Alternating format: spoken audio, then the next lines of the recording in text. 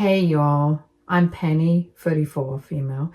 Buckle up, because I'm about to tell you all a story that's going to have you all clutching your pearls.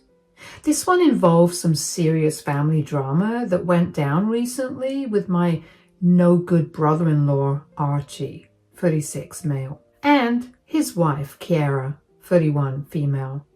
To give you all some context, I've been married to my smoking hot husband, Kane, 37, male, for the past 9 years now. We're both from a small town in Texas, so we were high school sweethearts and all that mushy-gushy stuff. Kane's the light of my life, no two ways about it. Dude had me hooked from the moment I laid eyes on that dreamy smile of his back in 10th grade. Kane's brother, Archie, though? Yeah, he's been a whole other story from day one. See, something just never sat right with old Archie when it came to me being his baby bro's wife. From the moment Kane introduced us way back when I could sense this weird hostility radiating off the guy, Archie always had this perpetual scowl on his face around me, as if I had just run over his dog or something. Whenever we were all together for family events, he'd crack these rude, underhanded comments throwing shade at me. Stuff like questioning my career ambitions and joking about how I trapped Kane into an early marriage. Just toxic, misogynistic BS that made me feel so unwelcome. And y'all already know I fired back each and every time, putting Archie squarely in his place.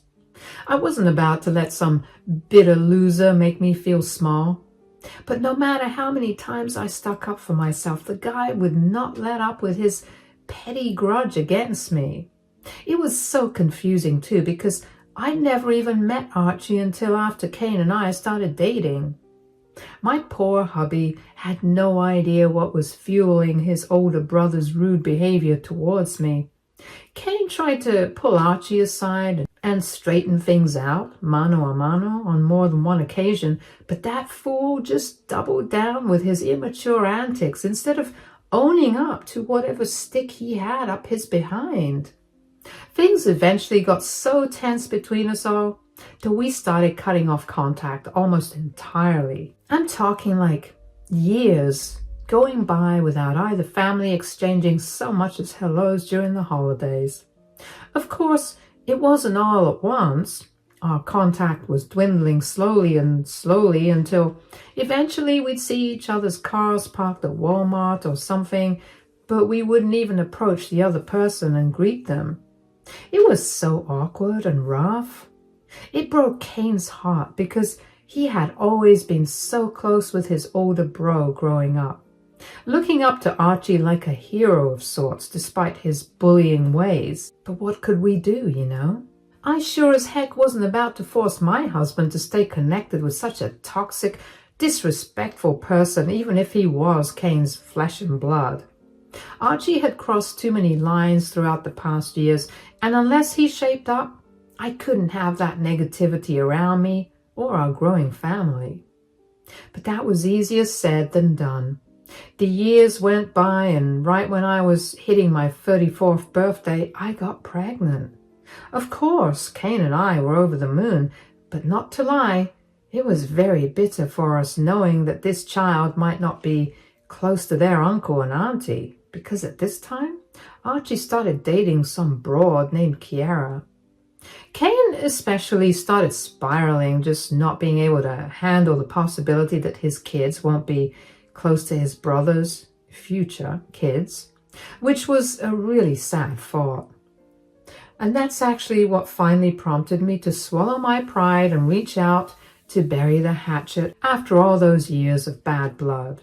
See, Kane and I had been trying to have a baby for some time by that point, and the thought of depriving our future child of having a relationship with their uncle started weighing heavily on my heart. As much as I couldn't stand Archie's piss-poor attitude, I knew how important family was to Kane deep down. I could tell it was tearing him up inside not having his big brother around to share all those big life moments with. So, for the sake of my hubby's happiness and our impending parenthood, I finally decided to extend an olive branch of sorts to Archie. I'll never forget that phone call, you all. I mustered up all the courage I had and just flat out told Archie straight up. Listen up, redneck. You and I both know you got a rod shoved so far up your behind that it's practically sticking out the other end. For some unknowable reason, you've had it out for me from day one, and to be quite frank, I'm sick of your immature BS. This ain't about me and you no more, though. This is about my wonderful husband and the fact that he deserves to have his family in his life. Toxic relatives and all. Man, the dude tried to interrupt me there, probably to fire back with one of his usual snide remarks, but I wasn't having any of that. Oh, no siree. Save it, Archie. I'm putting my foot down here. By the grace of God, Kane and I are fixing to have a baby soon, and I'll be damned if my child grows up not knowing their uncle all because you can't seem to quit acting like a petulant schoolboy. It's time we all grew up and made peace for their sake. Comprehend? There was a painful long pause after I got all that off my chest. Part of me was bracing for Archie to just hang up the phone or start cussing me out like usual, but to my surprise, the dude actually agreed to my request without even putting up a fight. He solemnly said he'd do whatever it took to be part of his new niece or nephew's life, even swallowing his pride to make nice with me. Not gonna lie, I was floored by how quickly he caved. Given our history of beef, almost seemed too good to be true, you know? Still, I figured the prospect of being a real-life uncle must have struck a chord in Archie's heart to get his act together. So from there, we all set a date to gather for a family dinner party at Archie's home with his wife, Kiera. I wanted the setting to be on their turf as a sign of goodwill. We would go in with a clean slate, all grudges and pettiness getting left at the door in exchange for ushering in a new era of family unity. Or at least, that's what I thought would happen. Boy, was I ever naive, because the moment Kane and I stepped through the threshold at Archie's place, I could already sense something was dreadfully amiss. That same familiar look of disgusted contempt from years prior was plastered all over my brother-in-law's scowling mug once again as he glared a hole straight through me. Before I could even get out a simple "Evening, Archie," the man went mask off with his true feelings towards me. His opening line said it all. Ugh, almost forgot just how annoying your face is. But you never disappoint now, do you?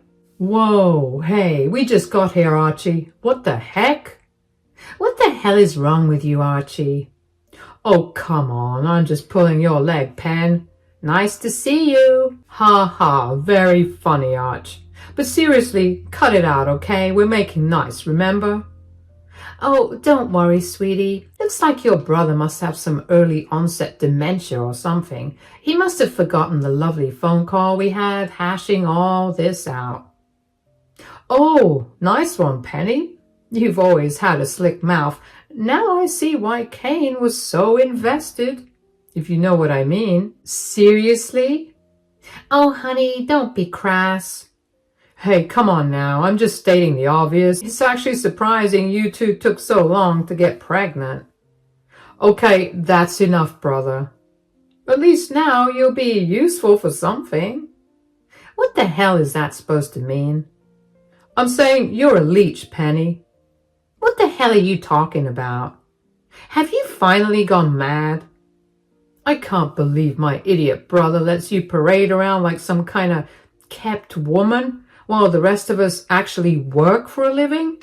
The audacity of you waltzing up in here with your head held high, smiling like a Cheshire cat, is pathetic. I just stood there, utterly gobsmacked, mouth agape, while Kane's face turned beefy red with anger beside me.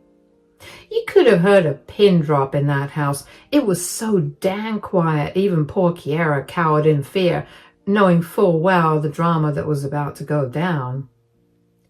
"Who the hell do you think you're talking to, Archie? After all these years and you're still running that mouth about me like some unhinged psycho." Archie was fully unhinged, all right. The dude had the nerve to beckon me over with his grubby finger like I was a misbehaving child. "Don't play dumb with me, little lady. I know darn well you up and quit your fancy law job last year, leaving you unemployed without a penny to your name, no doubt. Just leeching off of my brother like a bumbling fool. I knew you were good for nothing." I saw red. I don't know if it was the pregnancy hormones or what, but this fool had another thing coming up talking to me that way. But just when I thought the verbal assault was over, he spat again. "So why don't you stop living in a dream world for once and head to the kitchen to start cooking us all up a little something, All of us are working here, including Kiera, and just as fate would have it, she's working at the same law firm you gave up on last year. How pathetic. A younger woman outshining you like this, and all you have to prove for yourself is a fat, swollen belly. You even look like a leech." My brother-in-law then let out this obnoxious guffaw like the sexist little prickfoot he had just hit me with the sickest burn imaginable. And just when I thought I couldn't despise this boorish creep any more than I already did, here he was, literally tearing me down to my face using his own twisted idea of women's work to demean me in my own husband's presence, and insulting his poor wife in the process. If Cain hadn't exploded with laughter right at that very moment, I probably would have slapped Archie myself for his outrageously sexist and demeaning remarks. See, unbeknownst to Archie and even Kiera, I hadn't exactly been sitting around twiddling my thumbs in domestic bliss after leaving my job. Far from it, actually. The real reason I quit was because over the years I had managed to leverage a nice chunk of ownership equity at the law firm through an employee stock ownership plan.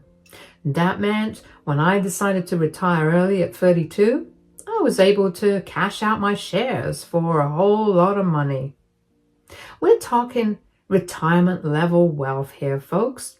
But Cain and I decided to keep that explosive financial success under wraps for the most part.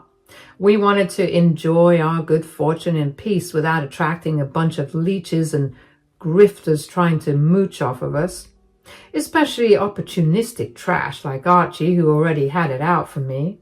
So as far as my knuckle-dragging brother-in-law was concerned, I had just up and quit my job to be a no-good freeloader living off my husband.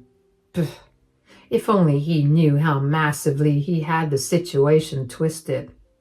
That's why Cain couldn't help but throw his head back with deep belly laughs at Archie's insulting insinuations about me being a deadbeat housewife. My hubby knew the truth, that I was living a life of leisure purely by choice, preparing for full-time motherhood with my baby, as life had so graciously blessed me with. The absolute irony of Archie running his mouth without any clue was just too rich. "Oh man, you've really outdone yourself this time, bro," Cain chuckled, wheezing for air. "Kitchen duty, Leech? This coming from the guy who works at a freaking fast food joint calling hard-working people like us leeches." Archie's bravado faltered slightly as confusion washed over his dumb face. What the hell are you talking about, Cain? You know good and damn well I'm a manager at Carlos, a restaurant. Your wife doesn't work anymore, and that makes her a leech, plain and simple." My husband leveled his brother with an intense stare, his amusement giving way to cold seriousness. "Is that so? Well then, help me understand something, Archie. Just which of our wives pulls in the bigger salary these days, huh? 'Cause if I'm not mistaken, my seemingly unemployed leech of a wife actually out-earns your hot-shot corporate wife by a long shot." The look of utter confusion, giving way to embarrassed realization on Archie's dumb face, was immensely satisfying. Kiera, too, seemed taken aback, her eyes pinging back and forth between me and her husband. Savoring the moment, Kane went for the jugular. "That's right, you all. Turns out your precious Kiera has been working under my wife as an employee at the law firm this whole time. Crazy how life works, ain't it?" I shot Kiera an apologetic look as her own husband continued digging himself into a deeper hole. But, she said she quit working last year. How the hell could she still be some kind of big shot there if she ain't employed?" Kane draped his arm around my shoulder with a proud smile. "My baby girl here has been one of the principal investors at that law firm for a couple of years now. She didn't just quit, she retired early after cashing out 18% ownership equity, something you nor Kiera could ever do." The smug look on my husband's face said it all. After years of Archie mistreating me, making me feel small and ruining what was meant to be a beautiful family relationship, Kane was finally able to get the ultimate comeuppance on his bullying big brother. And boy, did he milk it for all it was worth, as Archie cycled through all 5 stages of grief in record time. I could practically see the hamster running miles a minute inside that thick skull of his, struggling to comprehend how his own wife's boss lady at work was the same unemployed leech he had been mocking all this time. His bloated ego couldn't compute that his despised stay-at-home sister-in-law out-earned and outranked his precious career woman wife in every conceivable way. For my part, I just stood there reveling in the glorious silence, a smug smile of my own plastered across my face. And for the first time ever, Archie seemed to have that foul mouth of his zipped fully shut out of sheer humiliation. The quiet tension was finally broken by Kiera, God bless her. She cleared her throat softly before speaking up in a meek little voice, still struggling to process the bombshell Kane had dropped. "So, you're actually like my boss?" "Well, not really. I'm just an investor." "Oh, don't be humble now, sweetie." "Kiera, to put it simply, my wife is funding your position because even your boss answers to her. So please tell your idiot of a husband to watch how he speaks before he makes the big boss really mad." Kiera's eyes went wide as saucers, now realizing how mistaken she and her husband had been about me. But Archie still refused to go down without a fight. His male ego just couldn't take the brutal beating it had endured. Archie puffed out his chest, trying to regain some of his lost pride. "Yeah, well, even if she has money, it doesn't change the fact that she ain't working no more. She's still sitting around doing nothing." Kane's patience was wearing thin, and I could feel his grip on my shoulder tighten. But before he could say anything, I decided it was my turn to speak up. "Archie, you have no idea what you're talking about. Just because I chose to retire early doesn't mean I'm not contributing. I've been managing investments, volunteering, and oh yeah, making sure our family's taken care of. So before you start throwing around words like leech, maybe you should take a good look in the mirror. I'm not the one working as some bum waiter in some dingy restaurant while his wife works at a very reputable law firm. How sad that your wife is the one wearing the pants in this relationship." Archie's face turned a shade of red I hadn't seen before. He opened his mouth to retort, but Kiera interrupted him, clearly embarrassed by her husband's behavior. "Archie, enough. You've been nothing but rude and disrespectful, and it's not fair to Penny. We should be supporting each other, not tearing each other down." "Screw that. You think I care about any of that? She's still a useless wench who ruined this family." "I've literally done nothing to you. You're the one who started all of this." "You listen here, you little Archie, you need to get a grip. You've been rude and downright evil to Penny for years, and we're done with it. You better watch yourself if you ever want to be a part of our lives again. Archie's face turned beet red, and he shot back. You can't talk to me like that, Kane. I'm your brother. Brother or not, respect goes both ways, and you've had none for Penny, so why should we have any for you? The room's temperature seemed to rise as the tension thickened. Kiera and I exchanged worried glances, both of us sensing the brewing storm. Archie's voice quivered with anger. You think you're so much better, huh? Just because your wife's rich now? It's not about money, Archie, it's about decency, and you've shown none. You ungrateful little... Do you know who you're talking to right now? You better watch yourself, pal. Archie's face turned beet red and his fists clenching at his side. Watch me? Who the hell do you think you are, Kane, lecturing me in my own house?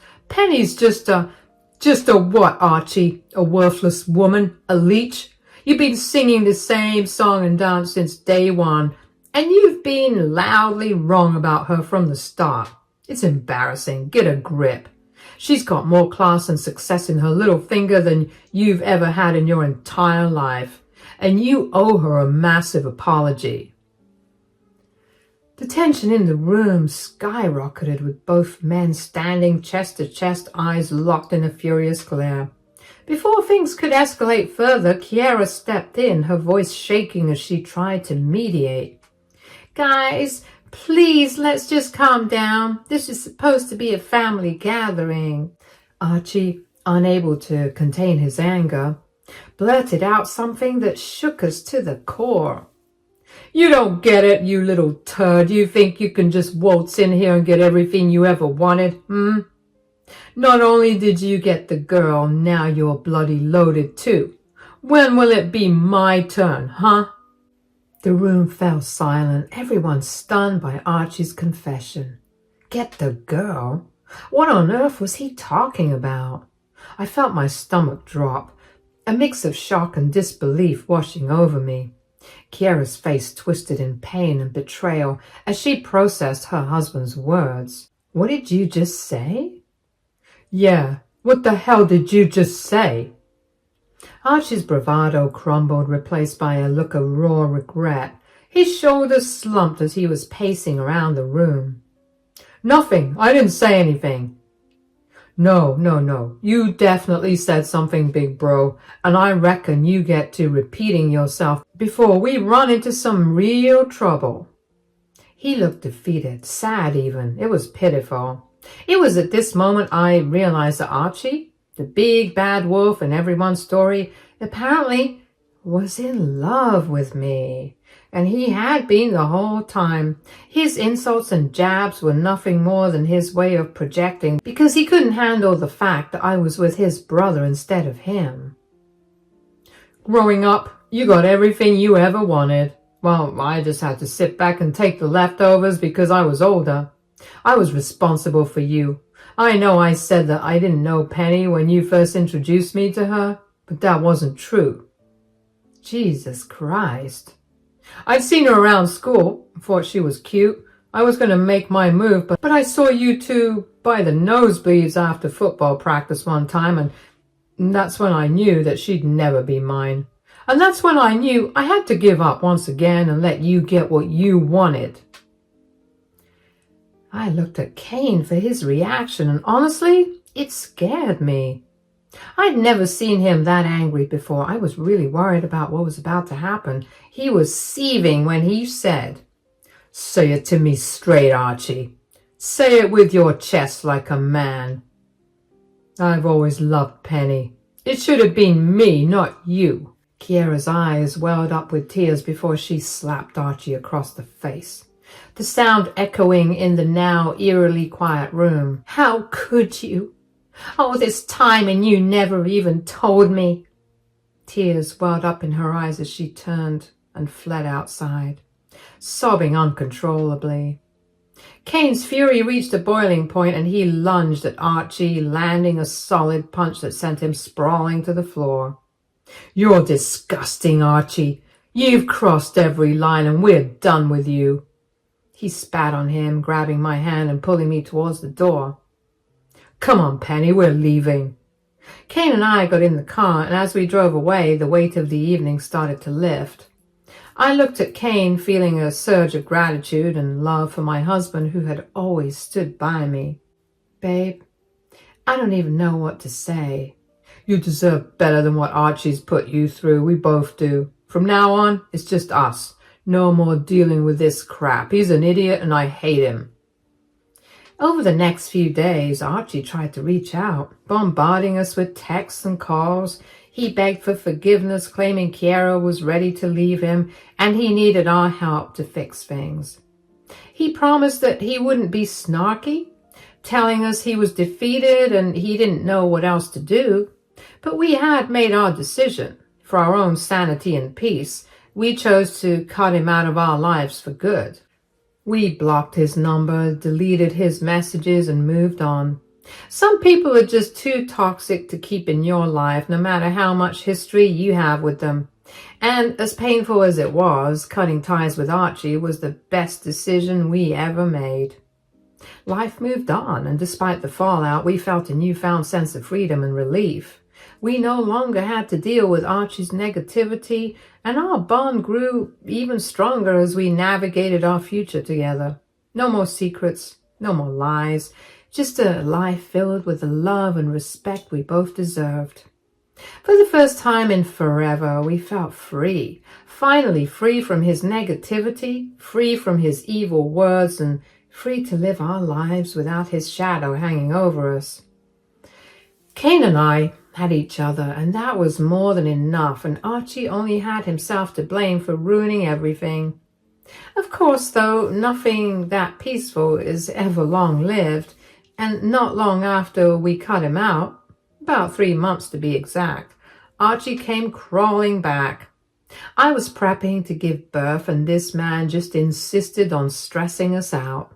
He couldn't seem to accept that we wanted nothing to do with him. It started with sporadic texts and calls to Kane and me, each one more desperate than the last. He had managed to get a new number, I guess, but we blocked that too. One message read, "Penny, please, just hear me out. I need to explain myself." I blocked his number immediately, showing the text to Kane, who shook his head in disbelief. "He's not going to give up easily, is he?" Apparently not. It wasn't long before Archie found another way to reach out on Facebook. He started sending me messages there, pleading for a chance to talk. His messages were a mix of apologies and justifications, each one more pathetic than the last. "I know I messed up, Penny, but you have to understand I never meant to hurt you or Kane. I'm a broken man, and as messed up as it sounds, I'm glad I came clean. Kiera's going to leave me. She's made up her mind. Please, can we just meet in private? I need to talk to you face to face. Please." I blocked him again, but he was relentless. He created new accounts every time I blocked one, each new message coming from a different profile. His persistence was disturbing. I showed all the messages to Kane, who was growing more concerned by the day. "This is getting out of hand. He's not just desperate, he's becoming obsessive." I nodded, feeling a knot of anxiety tighten in my stomach. "I know. I don't feel safe with him trying to contact me like this. What if he shows up at our house or something?" "We need to take this seriously. If he keeps this up, we might have to involve the law." It wasn't a decision we took lightly. Despite everything, Archie was still family, and getting legal involvement felt like a drastic step. But as the messages continued, becoming more erratic and insistent, we realized we didn't have much of a choice, especially since I was very near my due date. I didn't want this toxic energy anywhere near my baby. So not long afterward, we contacted a lawyer from my firm to discuss our options. We explained the situation in detail, showing them the dozens of messages Archie had sent me over the past few months. Filing for the restraining order was a straightforward but emotionally draining process. We had to recount the entire saga in detail, reliving the stress and anxiety Archie had caused us. But knowing that we were taking concrete steps to protect ourselves brought a sense of empowerment and relief. Now we're just waiting to get the details in order so that we can serve him with the papers. Wish us luck, you all.